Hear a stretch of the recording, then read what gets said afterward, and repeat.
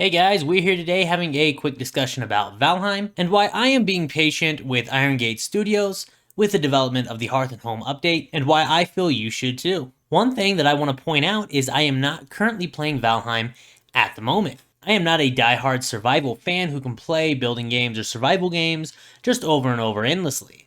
I'm playing other games, checking out expansions to games like Elder Scrolls Online, and I'm only logging into Valheim about once a day in order to conduct research and make videos. However, I do fully intend to return to Valheim as soon as a large update comes out. I have, however, seen a few YouTube videos talking about how Iron Gate Studios needs to hurry up with the Hearth and Home update and how they are going painstakingly slow. I am not here to defend the studio since I know very little about them, or defend the game itself, although I do enjoy it quite a bit, because I am someone who believes that we should always demand excellency from everybody. And that's not in an entitled way, thinking that the game that I bought should be great because the customer's always right, but rather I feel that we as a society and a community should demand excellency from every position and in every area we encounter, including from ourselves.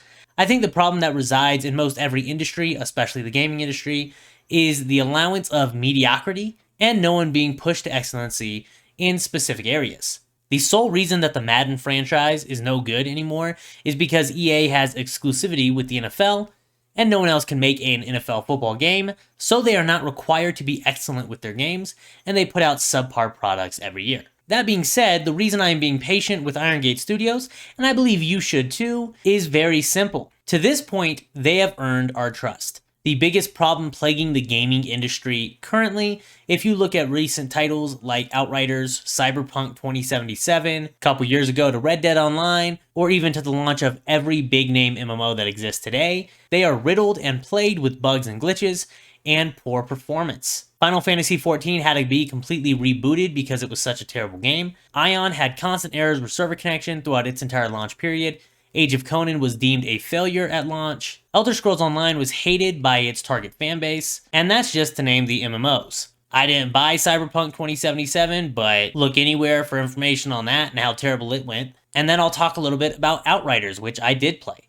I have 222 hours in Outriders, compared to my 308 hours in Valheim. Now, admittedly, a lot of those hours in Valheim are me making YouTube videos, doing research, and recording various builds. But I can tell you from a personal standpoint that Outriders is more my style of game. I prefer to play looter shooters to survival games, and I had a blast with Outriders and its skill system, along with its fast-paced combat. But I would recommend Valheim to anyone that I talk to about games.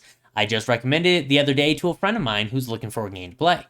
I would not recommend Outriders to anybody that I know. And if I enjoyed both games, and I like Outriders' style and setting more, then why is Valheim considered a better game? Valheim is not some surprise hit, Valheim is not the second coming of gaming, and it is not necessarily groundbreaking. Valheim launched with little to no bugs or glitches, and delivered the product that they advertised they were going to deliver before it launched. Every game we've dealt with as of late has launched with a ridiculous amount of connectivity issues, performance issues, and they did not deliver the product that they claimed. I've talked about it in a previous video of mine on Outriders, but the company itself has a YouTube video talking about expeditions and their in-game system, and they contradict what the game actually is multiple times in that video. The developers have been fairly shady about the game. Every time they release a new update, it is riddled with new problems and doesn't fix the problems that it was released to fix. This is the sole reason I believe we should be patient with Iron Gate Studios.